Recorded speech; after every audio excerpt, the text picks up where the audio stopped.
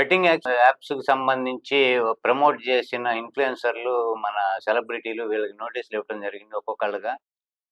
మన 'రితు చౌదరి', 'టేస్టీ తేజ', ఈరోజు మన 'విష్ణుప్రియ' వీళ్ళు విచారణకు హాజరవ్వడం జరిగింది. అందులో 'విష్ణుప్రియ' ఫోన్‌ని పోలీసులు సీజ్ చేయటము, అలానే తను కూడా బెట్టింగ్ యాప్స్ నేను ఒక 15 వరకు ప్రమోట్ చేశాను. ఒక్కొక్క దానికి నాకు 90,000 వరకు వాళ్ళు ఇవ్వటం జరిగిందని పోలీసుల ముందు ఒప్పుకోవటం జరిగింది. అడ్వకేట్‌తో కలిసి ఆమె వచ్చి విచారణకు హాజరవ్వడం జరిగింది. అలానే ఇప్పుడు మిగతా సెలబ్రిటీలు కూడా కొంతమంది, ఇప్పుడు 'ఇమ్రాన్' అనే అతను పరారీలో ఉన్నాడు. అతను ఇప్పుడు చిక్కాడు. పోలీసులు ఆయన్ని అరెస్ట్ చేసి విచారణకి ఆయన్ని కూడా తరలించడం జరిగింది. ఇట్లా మిగతా వాళ్ళందరూ ఎవరెవరైతే ఉన్నారో ఈ బెట్టింగ్ యాప్స్‌లో ప్రమోట్ చేసిన వాళ్ళు, వాళ్ళందరికీ నోటీసులు ఇవ్వటం జరిగింది. వాళ్ళు కూడా ఒక్కోళ్ళు విచారణకు రావటం, వాళ్ళ నేరం ఎంతవరకు ఉంది, ఏం చేశారనేది విచారించిన తర్వాత వాళ్ళ మీద కేసులు బుక్ చేయటము, దానికి తగ్గట్టు తదుపరి ఏం చర్యలు తీసుకోవాలనేది వాళ్ళు ఒక ఆలోచన ధోరణితో వెళ్తున్నట్టు మనకు కనబడుతుంది. అలానే ఇప్పుడు రీసెంట్‌గా ఇప్పుడు ఈ సెలబ్రిటీలు, ఇన్‌ఫ్లుయెన్సర్‌లు అంటే ఒక స్థాయి వరకు చెందిన వాళ్ళు. ఇప్పుడు మనకి 'దగ్గుబాటి రానా', 'ప్రకాష్ రాజు', తర్వాత హీరోయిన్‌లు 'ప్రణీత', 'నిధి అగర్వాల్' ఇలాంటి వాళ్ళు, ప్లస్ మనకి 'శ్రీముఖి' వీళ్ళందరి మీద గూడా కేసులు బుక్ అయినాయి. ఇప్పుడు వీళ్ళ వరకంటే విచారణకు పిలిచి ఇది చేస్తున్నారు. వాళ్ళు కొంచెం పెద్ద పెద్ద యాక్టర్లు గాబట్టి వాళ్ళని విచారణకి ఏ రకంగా వాళ్ళని పిలుస్తారు, వాళ్ళ మీద చర్యలు ఎలా ఉంటాయి అనేది ఇప్పుడు అందరికీ ఒక ప్రశ్నార్థకంగా ఉంది. అంటే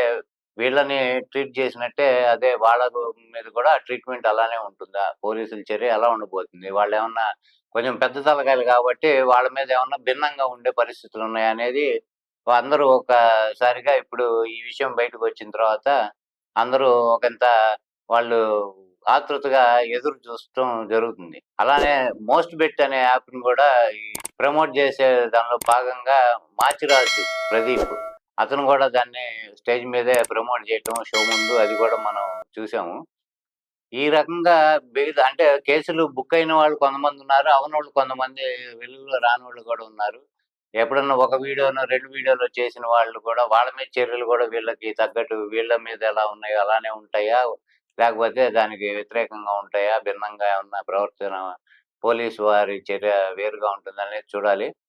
ఇకపోతే ఈ పెద్ద పెద్ద స్టార్లు వీళ్ళందరూ కూడా ఇటువంటివి చేస్తూ, అంటే సినిమాల్లో వాళ్ళు లక్షలకి, కోట్లకి సంపాదిస్తూ, ఇటు ఎవరైతే వాళ్ళని అభిమానించటము, లేకపోతే వాళ్ళున్నారని గాని, ఇప్పుడు వాళ్ళు ఏదైనా స్టేజ్ షోలు చేసినా, ఎక్కడన్నా ఓపెనింగ్‌లకెళ్ళినా, వీళ్ళు జనం వాళ్ళ మీద అభిమానంతో అక్కడ చేరటము, గుమిగూడటము, వాళ్ళకి జై కొడటము, ఇటా రకరకాలుగా వాళ్ళ మీద అభిమానం పెంచుకుంటే, అదే ప్రజల జేబుకి చిల్లు పడేటట్టు, వాళ్ళని నష్టపరిచేటట్టు, వాళ్ళేదో వాళ్ళ పని వాళ్ళు చేసుకొని ఎంతో కొంత వాళ్ళ జీవనానికి, కుటుంబాన్ని నడపటానికి వాళ్ళు సంపాదించుకున్న దానిలో కూడా వీళ్ళు ఈ రకమైన ఈ ప్రమోషన్‌లు చేసి వాళ్ళకి తీవ్ర నష్టానికి గురి చేసిన ఏమాత్రం కృతజ్ఞత లేని ఒక మనుషులుగా మనం వీళ్ళని భావించాలి.